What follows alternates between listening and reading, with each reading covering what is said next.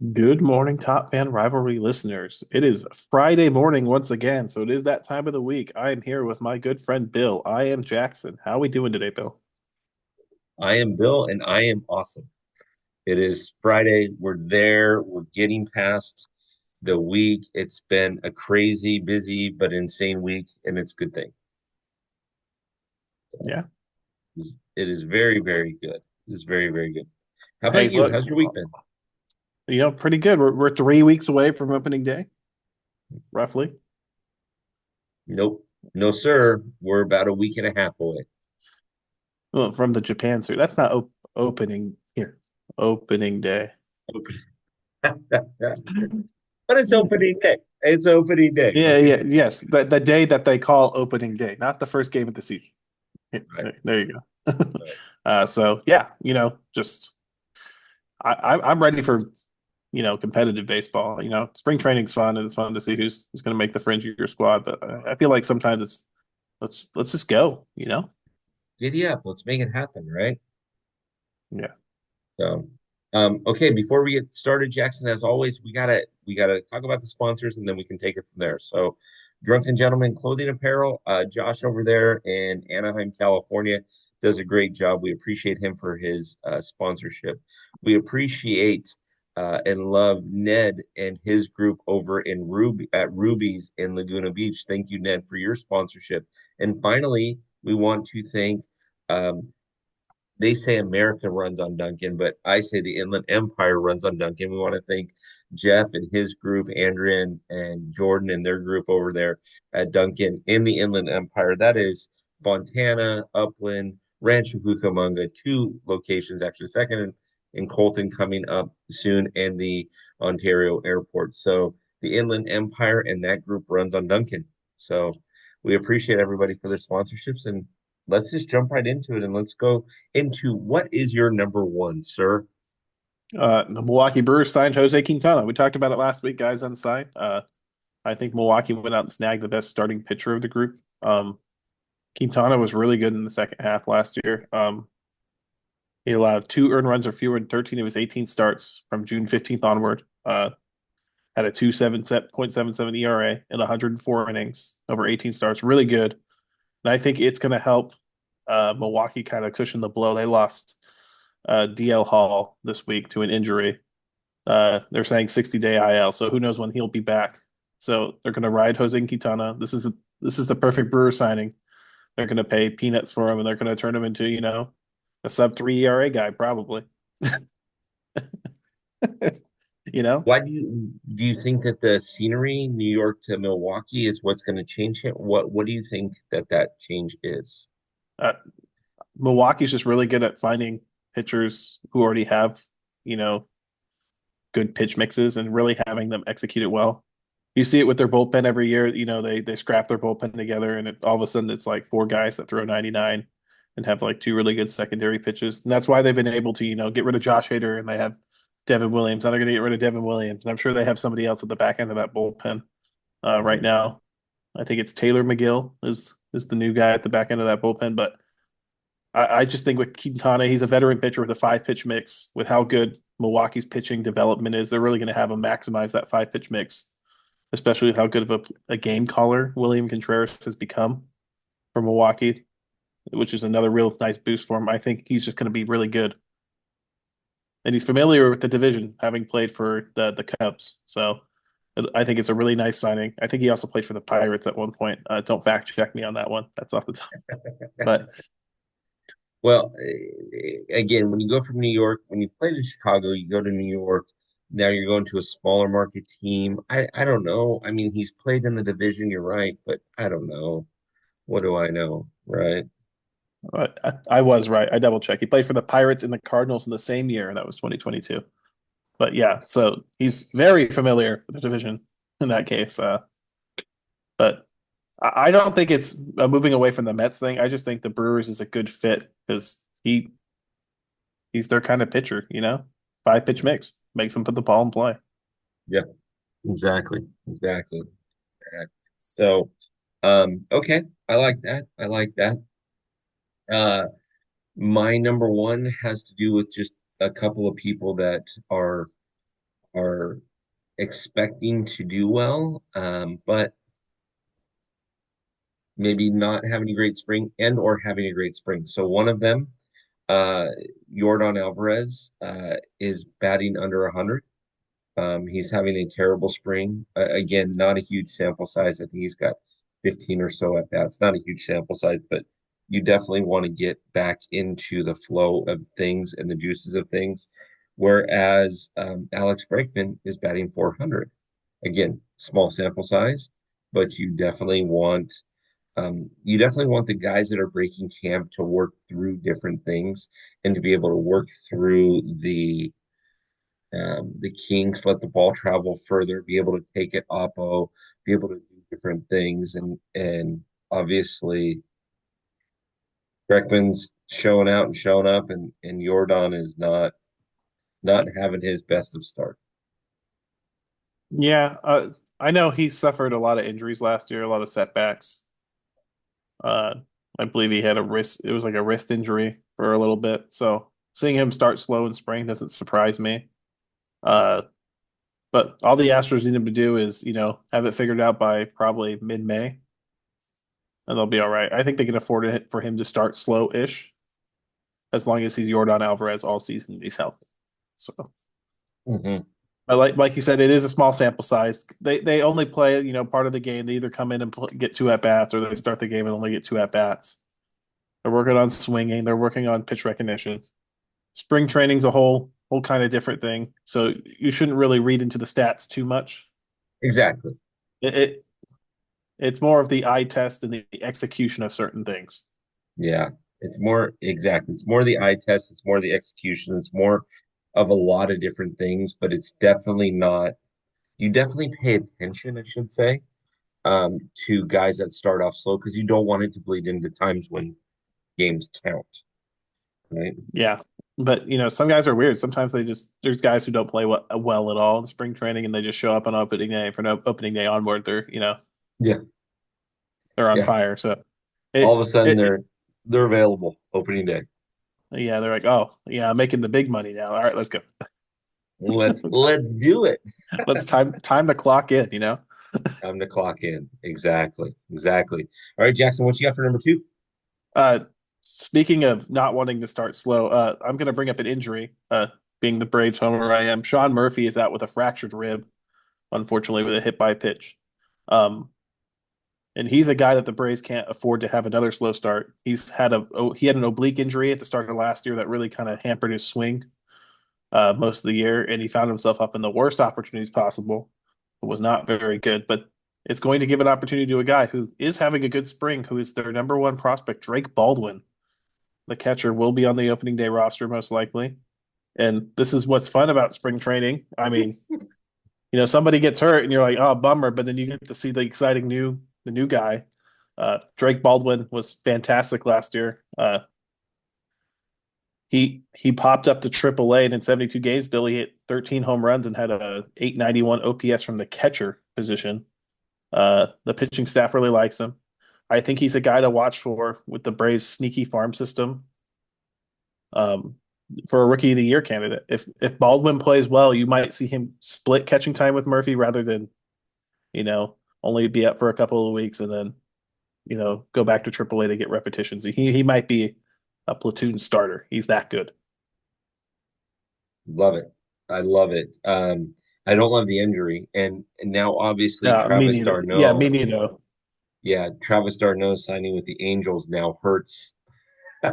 Now definitely hurts the Braves, but you know It, what? You get a it young guy out. it does, but having your top prospect be a catcher he's 24, he's major league ready, and that's the business of baseball. I love Travis. Um, And I want Sean Murphy to be healthy, but for Drake Baldwin to get an opportunity to know what you kind of got at the catcher position. It is Ozuna's last year, so if Baldwin ends up being a better hitter than the catcher, the DH position can have a spot he can slide around, maybe learn some outfield. He's athletic enough, so it's all about that team building in the offseason prepares you for stuff like this. The only hope is that Sean Murphy can come back healthy because he was one of the best defensive catchers in baseball last year, and the Braves staff underrated stat for people, had an ERA of 1 run less with him behind the plate over Travis d'Arnaud, which is just staggering. That is amazing. And yeah, like you said, staggering. Yeah, the and people always look at the stats and go, "Why is this guy in the lineup?" Sometimes you got to look at stuff like that and go, "Oh, it's worth the value." Hmm. Yeah, it plays itself out. It's worth the value. Yeah, 100%. 100%. Okay. Well, I like that. I'm going to stay on the injury bug and I'm going to talk about the New York Yankees. It seems as though they have become the Atlanta Braves of last season. It seems as though Not a good place everybody to and be. their grandmother is injured. Everybody seems to be injured in that group. And so it's a little, to me, it's a little insane, but I mean, well, yeah. The Yankees have to watch out for the Red Sox. The Red Sox got better. Orioles didn't necessarily get better. Red Sox got better. Toronto, it's going to be Toronto, and Tampa Bay is Tampa Bay. But ouch! I mean, look at the injuries that they have, and look at what they're dealing with, and it's not awesome. It's not awesome for them. Yeah, luckily for the on the starting pitching side, they do have some depth. Uh, Marcus Stroman, who said he was a starter, I guess is going to be a starter now. Um, Weird how that worked out, but I think the Yankees will be fine as long as they can limit the number of big injuries they have. I'm more worried about the Stanton injury that we talked about last week than these pitching injuries. I think the Yankees pitching is going to be fine. It has the depth. They don't have a lot of depth in that lineup, and they can't afford to fall behind early. Like you said, the Red Sox got a lot better. They probably had one of the best off seasons in the league this last year as far as improvement. Baltimore is probably going to take a step forward. Toronto seems to be trying to win with Vlad in this last year. Tampa Bay's Tampa Bay, so Tampa Bay could come out of nowhere and beat you with their 57 top prospects that they Yeah. called up from Double A. So I think the Yankees have a very small margin of error when it comes to how they start the season, but I think they could survive a little bit as long as they can get these guys back at some point and be healthy come summertime. I agree. I agree. But they do need to look in the rearview mirror. The Red Sox are right there, and their pitching. They do have a good depth chart when they added Max to that. And I made this comment the other night on a live. I said, "Listen, many a team have won the World Series with two really, really good pitchers. Most notably, the Arizona Diamondbacks in '01 with Randy Johnson and Kurt Schilling. Now, can Garrett, I got first base Cole, um, or Garrett, I'm going to cover first base Cole. You get it, Cole, whatever it might be. And Max Fried be your number one and two? Yeah. But in today's game where you have so many extra playoff um, games, it's really, really hard to do it with just two starting. The Tigers tried to do it last season with Tariq Skubal with just one, and they got through one series, and that was it. That was the best they could do. Yeah, but the Yankees got, Carlos Rodon was really good in the second half last year, so if they get anything like that out of him. Marcus Stroman isn't bad. Luis Hill's injured, but if he makes it back, he's pretty solid. So I think their depth works too, where they have guys that can go out there and give you a chance to win at the back end of the rotation. And Hmm. if their lineup's healthy enough that we know they can score. They just got to stay in the game. Well, and that's the key is staying in the game. I mean, obviously records don't matter in spring training. The Yankees do have a winning record. Currently, again, though that doesn't matter. Records don't matter in spring training. And you're right. I mean, I'm looking at their depth chart as a starter. You got Cole, Rendon, Freed, Gill, who's on the IL, Clark Schmidt, and Marcus Stroman. So you've got six guys there, but one right now is on the IL. So you lose another one, and it could get very, very unique. Now they've got plenty of bullpen help. Uh, they've got way too many catchers, to be honest with you. Um, but that. partially the reason why they have so many catchers. They've had to move a couple of them around because now you got Paul Goldschmidt playing first base. So a guy like Ben Rice can't play first base. He's got to go back behind the dish, right? Yeah. Okay. All right. What you got for number three, sir? I mean, I'm going to stay on that injury train because this week was absolutely brutal for injuries. So we're going to head down to Texas, where Adolis Garcia is on the injured list with an oblique discomfort. It might be a strain, which is a huge blow for Texas already, who suffered a lot of injury problems last year. And this is a really big team. Is if they are healthy, it's a very big if team. If they are healthy, they'll be good. Yeah. If they can If get then, right? yeah, if Corey Seager plays 130 games, they'll win the division. So I think they're already off to a bad start. Adolis Garcia is probably one of their best hitters. He's certainly a nice guy to slide behind a guy like Corey Seager, who can just absolutely punish you for pitching around somebody. So I think this is a big blow. We talked about it. The AL West looks kind of open, Bill. Stuff like this continues. It's gonna be a brawl at the top of that division. Yeah. True. Very true. And Garcia can bench press a train, but they need him to produce. That Texas team is not racked and stacked with power. They need him to be able to play 150, 155 games a season. And so it's a big blow to Texas. Big, big, big blow to Texas. Yeah, and it's really rough because no Bleak, like I mentioned with Sean Murphy last year, it's one of those injuries that you might come back from, but you might not be healthy unless you just stop playing baseball for several months, which some team guys feel like they can't afford to take that kind of rest. No, no, and especially not that team, right? Yeah, You're a small market team. The Astros have done what the Astros have done over the years. You really have a lot of things happening. And so, yeah, no, nope, nope, nope, nope, nope. So, um, okay, you're gonna love my number three. all right. Ready for this? Yes, sir. Tell me how Roki did in his first outing as a Dodger.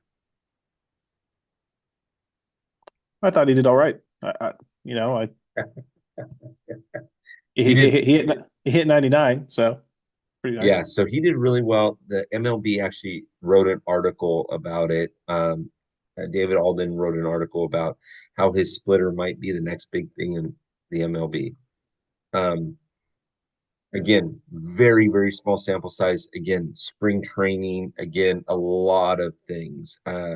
This isn't playing in City Field, right, where you've got 45,000 people, cussing you out in English and Japanese. It's not one of those things where, I mean, it's fun. People are going there, but his stuff looked pretty electric. It looked pretty dynamic. So he might be the real deal.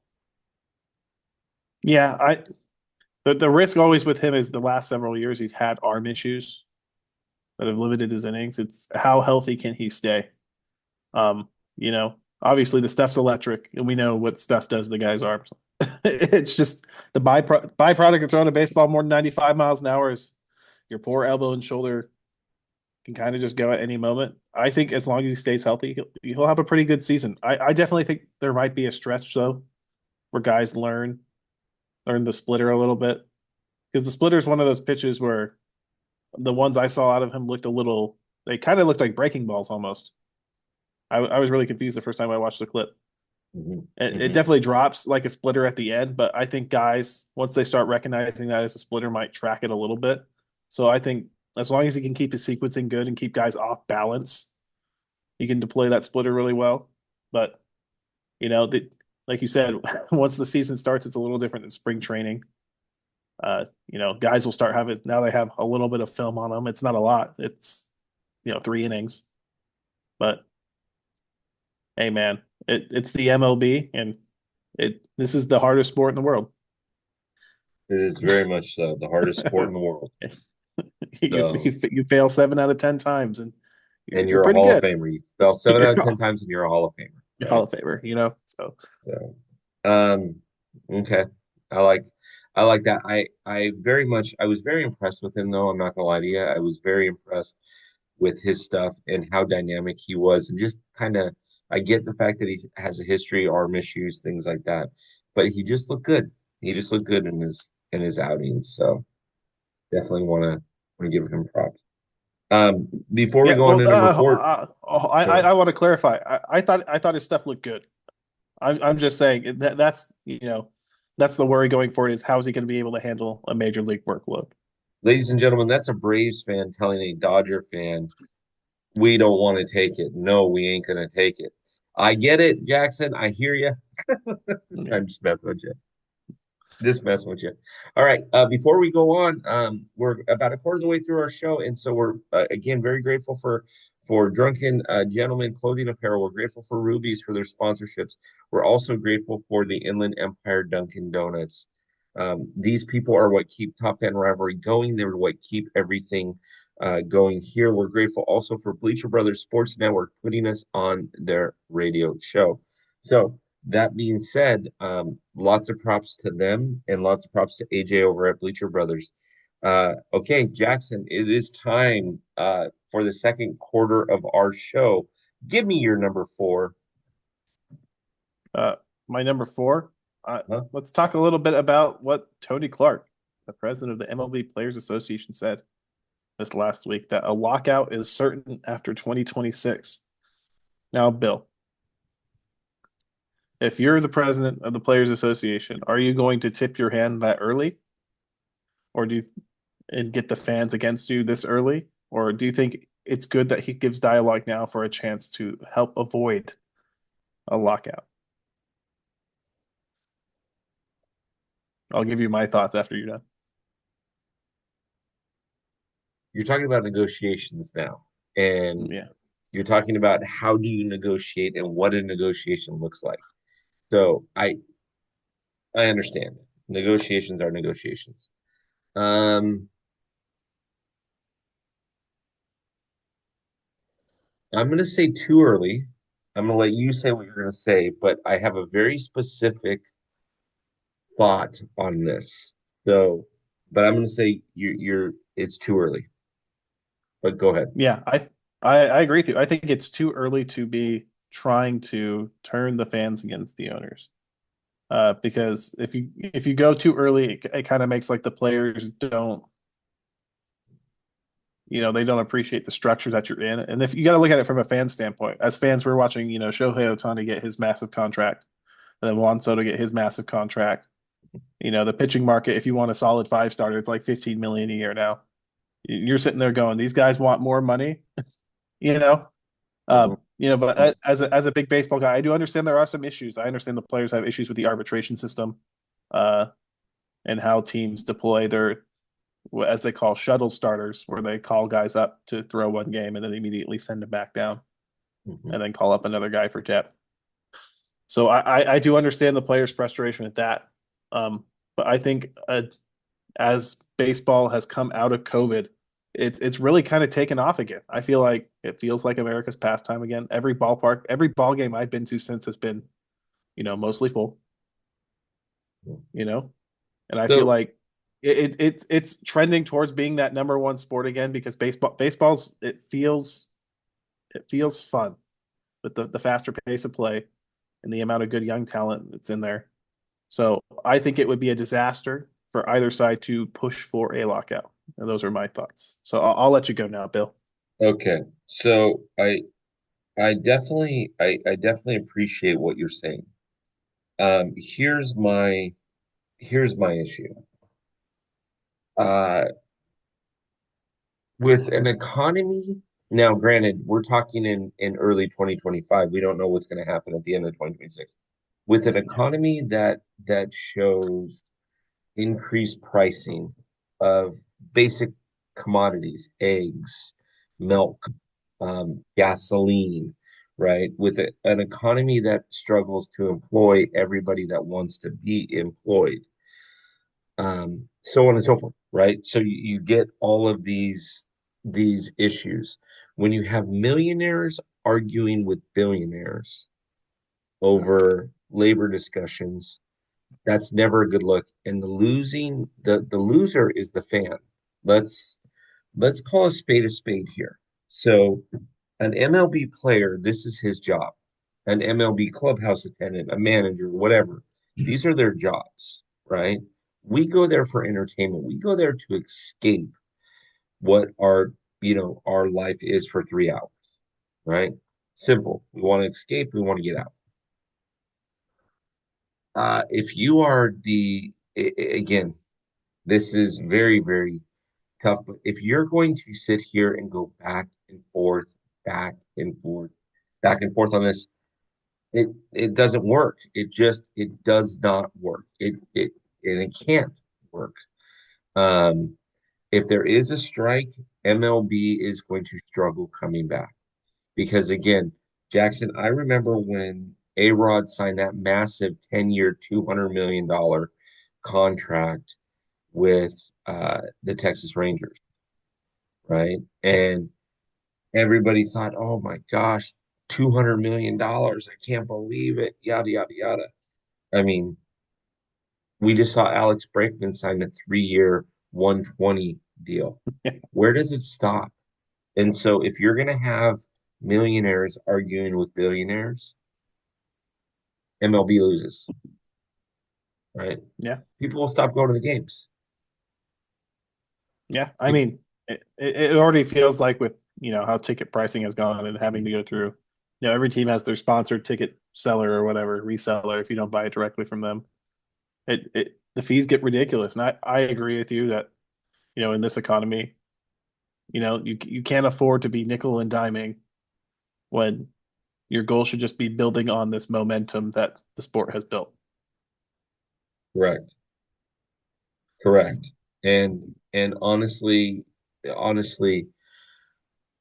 I mean, you don't remember this as well as I do, but when the 94 strike happened, it took, Considering I wasn't, I'm going to make you feel old considering I wasn't alive in 1994. yes, yes, 1994, when the strike happened in 1994, and then it went into 1995, and then the 1995 season started a little late. Um, it took just about everything. It took a home run chase by two guys that were juicing to bring the sport back. The 95 season, 96, 97. Okay, they're starting to get momentum. It was the 98 season where Sammy Sosa and Mark McGwire really changed the dynamic back and made it exciting again. You don't have that. Baseball was suffering. And when you have guys arguing over pay and work hours and whatever it might be, and they're going to make $15 million a season. The league minimum right now is $750,000, right? I think it's gone up. I think it's 790 now. Okay, so But it's gone up a little bit, but it's yeah, to your point, it's still a lot. 790 is $65,833 a month. So that means if you're getting paid twice a month, that means you're getting paid over $32,000 every 2 weeks. And that's your league minimum. That's your league minimum, right? If you're a guy like Alex Bregman who's making 40 million a year, right? And you divide that out, that's more than 3 million a month. That means you're getting over $1.5 million every 2 weeks. I don't have a lot to argue with. I don't feel if they go on strike, baseball is going to suffer. There is no way around that. I mean, tell me I'm wrong, Jackson. You're not wrong. I agree with you. I think a strike is the worst case scenario. And it just, to me, having Tony Clark come out and say that they're willing to strike, I think was the wrong move because especially with the timing of everything, like you said, in the current climate of, inflation and people not having enough money or not, baseball is our escape. And, if I were the players and the owners, I would do everything to ensure that The seats are full at every game because that's what makes baseball great. Having Hmm. a packed house. You know, you Hmm. got 30,000 people being as rambunctious as possible. It makes it fun. Makes it it makes a heck of a lot of fun. The issue that we run into though is, man, if again, a family a family your size, a family of four, if you want to go to a game, and we'll exclude the Dodgers Yankees, right? But let's say we want to go to a Philadelphia game at Citizens Bank. Even if you sit in the nosebleed area, it's still going to cost you, for a family of four, it's still going to cost you 60 to 80 bucks to get in. And then if everybody gets a drink, one hot dog, and you guys share some peanuts, the whole excursion is probably $150 at a very bare minimum. Some stadiums, it's a lot more than that. Is a family of four going to go to a game, or is it going to be all corporate? Right. Yeah. So, yeah, I just, oof, you set off. I wasn't expecting that. You set off something in me that was just down It's all right right. there. I had But I had yeah. a feeling you had some thoughts on it, so Oh yeah. that's why I Yeah, brought yeah, yeah, yeah. Yeah. Did we, I can't remember, did we talk about Nestor's comments last week? it. We did. Okay, good. I was going to say that just goes right up in line with Nestor's very rich comments about the Yankees being better than the Dodgers, yet they lost. Um, anyways, that being said, okay, yeah, that's awesome. All right, so let's get let's get back on track with baseball here. Okay, so my next number four is, or my number four, I should say, is going to be the teams that didn't do a lot. What do they do to make themselves relevant? Small market teams like the Minnesota Twins. What do they do to make themselves relevant? Obviously, the St. Louis Cardinals didn't do a ton in the offseason. I mean, they lost Paul Goldschmidt. And Nolan Arenado has got his bags packed, ready to, and willing to go just about anywhere. But what do you do with a small market team that didn't do a lot in the offseason? How do you compete? Or do you just go into it and just think, whatever we get, we get?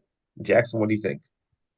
I think the best chance for a small market team that doesn't have a lot of room, you got to maximize your free agency and your scouting.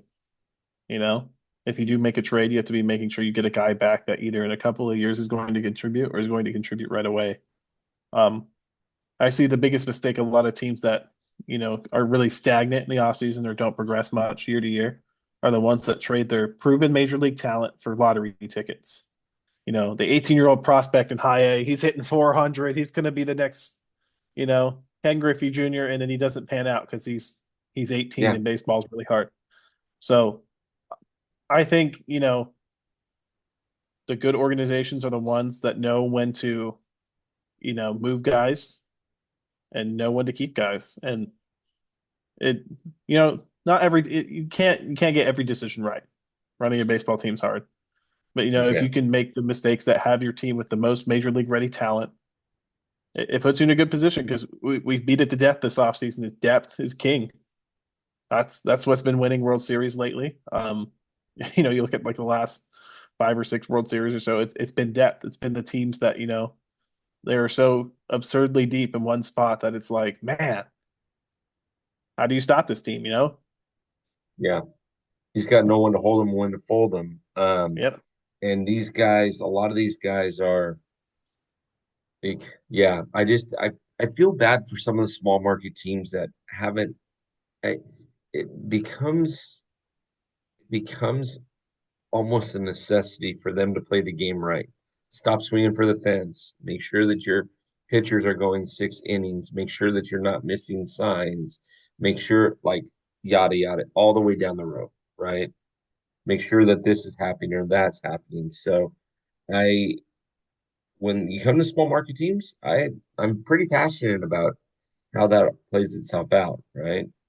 Yeah, but again, that goes to your scouting department. You have to know, let's say you are a team like Kansas City. You play in that massive cavernous stadium. Going into the draft slash making a trade, you shouldn't be looking for the guy that's clobbering home runs. left and right. You should be looking for a guy that can hit the gaps with power. Maybe he hits 20 home runs out or something like that, but is a guy that can double the other team to death. And it's playing to your strengths. Guys that can move on the bases, guys that can put the ball in play, get stuff moving. And that we really saw when the Royals won the World Series in 2014. That's what their team was built off of. It was built off of speed and gap hitters. Mhm. It's all about knowing where you play and how you want to play. Is really how you balance that small market team. Tampa Bay does the same thing where they go, well, we play against all these teams that have, these high powered hitters. We're just going to have a parade of, top tier bullpen arms to shut down the top end of the lineups. And it's worked for a while for them. In the years that Tampa Bay struggles when they've had injuries to you know, their best arms. And this year they're going to be healthy again. So it'll be really interesting to see how that moves forward. 100%. 100%. It's definitely going to be interesting for sure. Definitely going to be interesting for sure, right? So, great. Awesome. That was my number four. Yeah, I have um, a lot of passion about that because I don't want, Mikey said something on a live on Wednesday night. He and I did a live, and he said everybody that's playing the Dodgers is going to be gunning after the Dodgers. And if the Dodgers make mistakes, they want to, it's going to be it's going to be well noticed. So when you go into Pittsburgh, when you go into Miami, when you go into places that aren't as small, Colorado, you got to beat up on those teams. And so, yeah, no, good call. Good call. Yeah. All right. What do you have for number five, sir? You just mentioned Colorado. So I'm going to head. Do you know who Colorado's starting shortstop is as a fan of an NL West team? I don't. I don't know who they're going to use. Well, last season they used Ezequiel Tovar, Uh-huh. who I want to talk a little bit about Tovar and what I think he's going to do for Colorado this season. He's having a nice spring in limited action, but Hmm. I think he's going to elevate himself to all-star status. He's going to be the next great player out of Colorado. Last year, he led the National League in doubles, Bill. 45 doubles. He hit 26 home runs from shortstop. He the big thing that jumps out to me, he had 176 hits. He did strike out 200 times. Um, so I think as long as he can get the bat on the ball and he finds some patience, he's a really good defender. He plays at Coors Field. I think if he can literally just cut down the strikeouts, he doesn't even need to cut it that much, cut it down 20%. Hmm. I I think he's good. I think he'll be a really, really good player. He's 23, I think. So he'll be a really good player this year. And I just really want to highlight, these small market teams. These are the kinds of guys you need to develop and have moving forward because I think Ezequiel Tovar is the kind of player you can build around as a really good glove shortstop that has some pop and plays to Colorado strength. Caverner's outfield, 45 doubles, Bill. Really good player. Yep. Yeah, no, he in Colorado, yeah, he was I watched him a little bit when he played the Dodgers last season. He is a really good player. He is a lot of run and gun, and I like that. And especially at shortstop, you've got to have a shortstop who can move a little bit, right? Still a few bases for you, that type of thing. So yeah, I like him. I I Yeah. definitely think that guy's well worth it. Yeah. Defensively, he led the league in double plays. Fun fact. So he can turn it. There you go. There you go. Can turn it. Okay, my number my number five is going to surprise you a bit. Okay, but there was an article that was written that was posted on Top Gun Rivalry about this, and I thought it was interesting. It was written by a Philly fan, but I thought it was interesting because it was about the Pittsburgh Pirates. And this individual lives closer to Pittsburgh than he does Philly. But his dad grew up in Philly and he was a Philly fan, and he's been a Philly fan for 50 some odd years. Right. Um, he spoke about the Pittsburgh Pirates and predominantly the sophomore season of Paul Skeens and the feeling in Pittsburgh. It was interesting to me because I guess let me ask you this question, Jackson. Where do you think the sophomore season is going to go for Paul Skeens? I think he will take a slight step back, but for a guy that's that good, it'll be like a 3 ERA instead of a 2.5 ERA. Mhm. Yep. He Yeah. might give up a few home runs because guys start hunting a certain pitch a little bit more. But like, I think he's good enough. He'll probably sit in that high 2, low 3 range, Yeah. especially in a ballpark like Pittsburgh. 100%. 100%. Um, he, I agree with you. I think he's going to take a small step back. I don't think he's going to Jared Weaver it, where everybody can know what he's doing and everybody times him out, and it's not awesome. I don't think that that's the case. I do not think that No, that's the case at all. But you never, you never I, know. I, I mean, he's got like 3+ pitches. He can throw 5 pitches, but like 3 of them are really good. Um, I think that's the biggest key of being a starter at the major league level. He's got that whatever they call it, the split change. Split change, yeah, Yeah, yeah. the split change. He's got that fastball and he's got that slider. I just think Skeens is one of those generational talents. To me, he looks like Steven Strasburg, but with way better mechanics. Maybe built a little better. Because Mhm. Strasburg came up really, really thin and really violent on his pitching rotation. And Skeens just looks nice and calm throwing, pumping 102. So I think this is the best young pitching prospect we've seen since Steven Strasburg. So Mhm. I imagine he'll probably have a similar trajectory to Strasburg. I'm not saying injury wise because I have no idea how that's going to go. Like I said, these guys' arms can blow out at any point. They're putting that much force on them. But Yeah. I think Skeens is going to be really good again this year, and I think he's going to be a key player in the Pirates being in this division race. I think the Pirates have a shot. Uh, do I think they're the best team in the division? No, but I do think they can compete with some of the teams at the top of that division. I think it's going to be uh, again. This is another division. I think is a free for all. This and the AL West and the AL Central are going to be the 3 divisions to watch because these teams, every divisional game is going to be very impactful in the NL Central. I agree with that. And honestly, I completely agree with that. And the thing I want to mention about Pittsburgh, which I think is somewhat sad, but very, very true, is I think you're going to see a lot of so what I'm understanding in Pittsburgh is the Pirates get all these good prospects, you get all these good players, and then they trade them away for prospects, or they don't sign them to long-term deals. I, According to the article that was written that was posted on Top Fan, it was predominantly an article that said enjoy Skeens while you can because he's going to be a Dodger, a Yankee, a whatever here soon enough. And that the Pirates aren't necessarily committed to winning. I don't know that I believe that, but what do you think, Jackson? This one's rough for me. I know Pirates ownership hasn't had the best track record. I, I know Pirates fans hate them, and I know that they cut corners on costs whenever they can. That much I do know, but I do think that the Pirates, looking at their rotation, this crop of arms they developed, this is a lot better than what they've had in the past. When they traded Garrett Cole away, Garrett Cole was their only good developed starter. Like their window wasn't open that much longer if they tried to extend Garrett Cole, you know. Hmm? But if they can keep this pitching core together and they keep progressing, and they even if they stay where they're at, I think the Pirates have a very good shot of being a team, especially 2, 3 years from now that is going to be at the top of the NL Central every year because they got the arms. You know, their pitching development is fantastic. Case in point, I saw a clip. This is why spring training's fun of a guy the Pirates drafted. He threw 89, 90 miles an hour in college.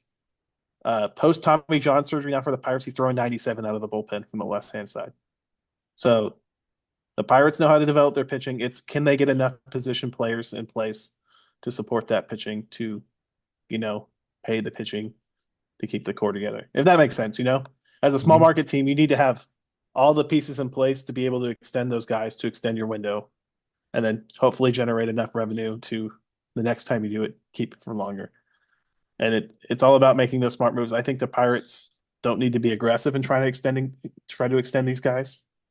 I think once they start hitting arbitration, though, they have to start asking themselves, is this our window to compete? I like that. I like that. Is this our window to compete? I like that. Or Um, are we going to trade Paul Skeens with 2, 3 years of control left to, multiply our assets? Because if you do that, you'll get a really, really nice haul if he's healthy, you know? yeah. It we get a really nice. I mean, do we trade him? Do the Pirates trade him for more prospects, or do they take the proven commodity and build Yeah. around him? Yeah, but when you trade a guy that big with that much control, if he's been healthy, if he's been good, you can get the proven talent at that headlines the trade, and then close to ready prospects, which help further your window. So I think it's too early to tell whether it's goodbye Paul Skeens. I hate how people are talking about that every time a small market player gets somebody's like, oh, he'll be on the Yankees or the Dodgers in 5 years. You don't know. Baseball has a lot of variation. Sometimes these guys want to play in one place forever. Take Byron Buxton, for example. He's he wants to spend his whole career in Minnesota, you know. But if you looked at Buxton when he came up, I'm sure all the people were saying, "Oh, he's going to go play for the Dodgers. He'll go play for the Yankees." He wants to be a Minnesota Twin. So it there's a lot of factors involved, but I think that the Pirates we're really going to use this year to see how they need to move going forward. And I think we'll know in 2 to 3 years whether Paul Skeens is sticking around or not. Hmm. Hmm. And that's I again. I, I if you're the Pirates and you can win 83 games this season, even if you miss the playoffs, you have That's a something to good build season. around. You can recruit another pitcher or trade for another pitcher that can complement Paul Skeens. Detroit had this issue last season where they had just Tariq Skubal. When they got to the playoffs, it was like, okay, Tariq, bullpen game, bullpen game. Oh, Tariq, bullpen game, bullpen game. Doesn't work that way. So I, it'll be I mean, interesting. so the Pirates behind him do have Jared Jones, who's another good young arm, and then Johan Oviedo, who's a nice developing arm. I think if the Pirates win 83 games, Bill, don't be surprised if they maybe pursue a certain free agent first baseman and slap in the middle of their lineup. That plays Vladimir for Guerrero Toronto right Jr. now. Yes. Ooh, him to Pittsburgh. I like this, I, Jackson. I I, like the way that I, you're thinking I, about this, man. I'm telling you, they got a guy already got a guy like O'Neill Cruz. They got Brian Reynolds. It could be an attractive landing spot for free agents come next year if they win 83 games. So I think the Pirates are a team to watch. I think they're going to be fun this year. I don't think they're going to win the World Series or anything, but I think the Pirates are going to be fun. And Paul Skeens is a much watch pitcher when he's on the mound. So if you got the time, turn it on. Enjoy the show. Enjoy the show, exactly. All right, Jackson, we've only got about 6 more minutes left in the show. So talk to me about we kind of went a different direction when you mentioned Tony Clark, which was great. I love kind of spinoffs. Thanks for taking me one direction. But let's talk before we wrap up with what we have coming up this month. Um, Take me through your honorable mentions if you have any. Good news for the Baltimore Orioles. We talked about Gunnar Henderson's injury last week. It is very minor. It is a minor intercostal strain. They are hopeful that he will be ready for opening day, which is really big for the Baltimore Orioles. As a guy who lives out here on the East Coast, the Orioles are the hot commodity right now. People are excited. Uh, Down here in Southeast Pennsylvania, there are a fair number of Orioles fans. They're excited that the Orioles have a chance to win the division again. And I think we talked about it last week. It rests on whether Gunnar Henderson's going to show up and be MVP candidate Gunnar Henderson or not. So that's really good news. That's my first honorable mention. Uh, and then my second one is, do you think Christian Walker will be ready for opening day? Oblique strain for the Astros. We talked about how the Astros can, Jordan might start off slow because of his injury history, but if Christian Walker suffers from, an oblique injury, they don't have that extra back. I think the Astros are in trouble. I I do too. I do too. Astros had a different offseason than what I had anticipated. Um, one of the my honorable mention is going to crack you up. So, so 2 days ago on Wednesday, Landon Knack pitched for the Dodgers. He gave up 2 runs in 2 innings, and people were just kind of, oh wow, maybe he's not the guy that we thought. So first of all, Well, he's go ahead. let's pump the brakes. One of those was a home run to Mike Trout. It was an I absolute was miss. just gonna say that. I was just gonna say that. So Let's pump the brakes here. yeah, one of them was a home run to a guy who's going to the Hall of Fame. So let's hold off on our issues with this guy, and let's remind ourselves that it's Mike Trout that he was facing. But that being said, this is a guy who's trying to break camp. This is a guy who probably will not break camp. I mean, between Sasaki, uh, Tyler Glasnow, Tony Gonsolin, um, Blake Snell, Yamamoto. Oh yeah, some guy named Shohei, right? And then you've got Clayton Kershaw coming back. This is probably and Dustin May. This is probably a guy who's not going to break camp. But when you give up 2 runs in 2 innings and one of them's a home run to Mike Trout, I forgive you. I forgive you. Yeah, we talked about it. We talked about it. It's spring training. We're working on different pitches. We're working on Yeah. hitting the spots, mechanics. And putting a pitch on the outer half that Mike Trout just sends into the stratosphere. It's like he does that to everyone. Yeah, exactly. Go It, go go look at it. Go look at his numbers against every team in the American League West. Just everyone, just do a favor for me, and it. I'm sure it makes those fans sick. I look at it. He's like a career 380 hitter in Seattle. Seattle, Bill. Nobody else can hit Seattle. Mike Trout can. He doesn't care. He's like, it's my favorite ballpark to hit it. Everyone else is like, I can't see the baseball. He's like, eh. Can't see the line, can you, Russ? Nope. Yeah, pretty much. All right. All right, Jackson, I sure do appreciate you. I always love doing this. Here's what we want to let everybody know about. First of all, again, thank you to our corporate sponsors. Thank you to Drunken Gentlemen, Clothing Apparel. Thank you to Ruby's. Thank you to Dunkin' Donuts.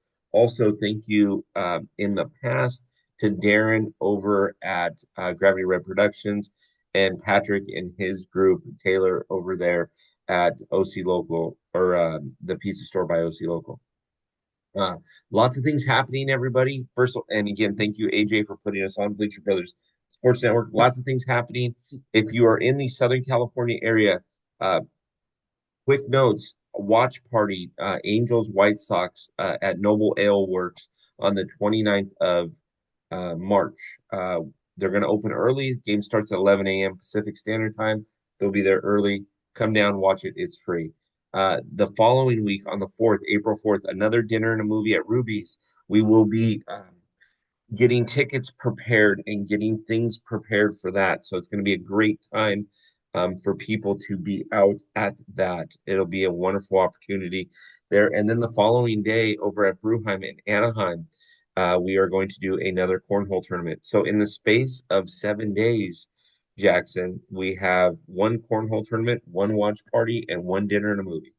So if you don't think Top Fan Rivalry is busy, I don't know what you're paying attention to. We're busy. So It's the perfect time. It's right when the season starts. March 29th, I believe, is opening weekend. yes, So, yeah, if you got the time, head out. 11 March a.m. 29th is opening weekend for most teams. Uh, Two you of know what 20, I two. you know what I mean. I know These what you these mean. Japan series games, they're glorified exhibition games that count for something, and you don't like it. I hate it. Would you like it if the Braves had to go out there? No, Okay, then I rest my case. it, I'll be here till Wednesday, tip the waitress. it's to Anyway, get that sweet Japanese market money. You got to yep. do what you got to do. Anyways, we appreciate everybody being on, and we will look forward to having you listen to us again next week. Have a great weekend, all.